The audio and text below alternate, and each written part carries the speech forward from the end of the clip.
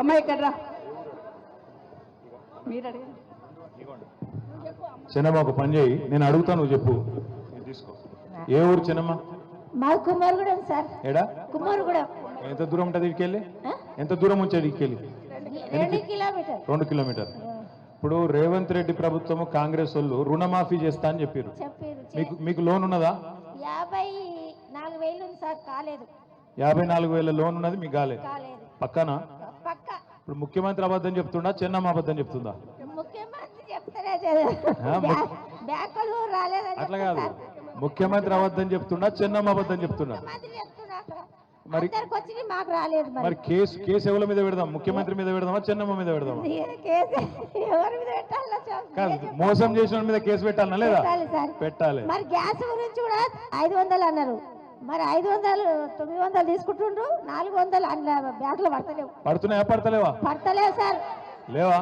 పడతలేవు. అది కూడా ఉత్త గ్యాస్ ముచ్చటనే అయిపోయిందా? అది గ్యాస్ లోన్. 4 ఎకరాల భూమి ఉంది సార్. 4 ఎకరాలు ఉన్నది. పల్లె సార్, పల్లె మేడం. రైతు బంధు వాళ్ళే, రుణమాఫీ కాలే. ఫ్రీ బస్ ఉన్నదా? ఫ్రీ బస్ ఒక్కటి చేసి సార్ అందరికి. బాగా తిరుగుతున్నావా మరి ఫ్రీ బస్సులో? శాతం అయితే లేదా?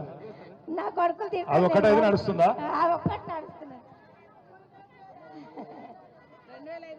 నాకు రాలే మేడం. తులం బంగారం వచ్చిందా మరి? బంగారం లేదు, 2,000 వేయలేవు. మా ఆయనకు 200 పింఛన్ ఇస్తారు. మీ ఆయనకు 2,000 పింఛన్ ఎవరు ఇచ్చిర్రు?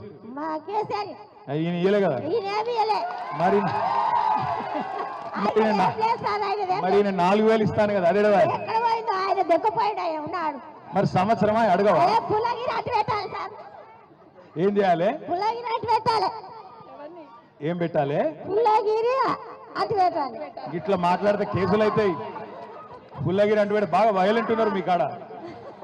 ఇట్లా ఆడపిల్లకు ఫ్రీ బస్ అని ఇజ్జత్ లేకుండా చేసి మోపిల్లలు లేదు. మేము ఆడపిల్లలు వేడున్నాం. మోపిల్లలు లేదు, మేము ఆడపిల్లలు వేడున్నాము. వాళ్ళు ఉంటేనే మేము కదా. నువ్వు లాజికల్ గా అడిగితే నేనేం చెప్తాను? లాజిక్ తో పద్ధతి కాదు సార్. పద్ధతి కాదా? కాదు కాదు. సరే నేను చెప్తా. మరి ఎక్కడ ఎదురుగా పడితే చెప్తా, కానీ తప్పించుగా తిరుగుతుండే ఏం చేయాలి?